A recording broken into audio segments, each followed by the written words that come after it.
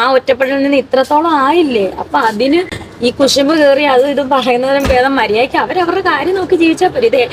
ഞാനൊരു കണ്ടന്റാണ് ഇവർക്ക്. ഈ ഇപ്പം വ്ളോഗേഴ്സിനാണേലും നെഗറ്റീവ് വ്ളോഗേഴ്സ് മീൻസ് കുറച്ച് പേരേ ഉള്ളൂ, ഒരു പേരിൽ നിന്ന് ഒരു 5 പേരേ ഉള്ളൂ. അവര് റിയാക്ഷൻ വീഡിയോ ഇടുന്ന അവർക്ക് ഇപ്പൊ അവർക്ക് ഓരോ ദിവസം കണ്ടന്റാ.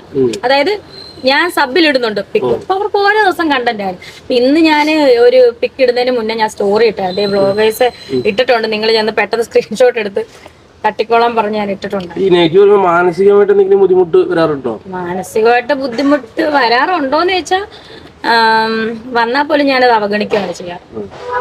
വരാറുണ്ടോ വരത്തില്ലെന്ന് പറഞ്ഞാൽ അത് കള്ളമാണ്. ഉള്ള കാര്യം പറയല്ലോ, അത് കള്ളമാണ്. നമുക്ക് മനസ്സിന് വിഷമമുണ്ട്. കാരണം നമ്മളൊരു തെറ്റും ആരോടും ചെയ്യുന്നില്ല, അങ്ങോട്ട് കയറി നമ്മൾ ഓരോ തെറ്റും ചെയ്യാതെ ഇങ്ങനെ കേൾക്കുമ്പോൾ നമുക്ക് വിഷമമുണ്ട്. പക്ഷെ അത് അവഗണിക്കുവാണ്.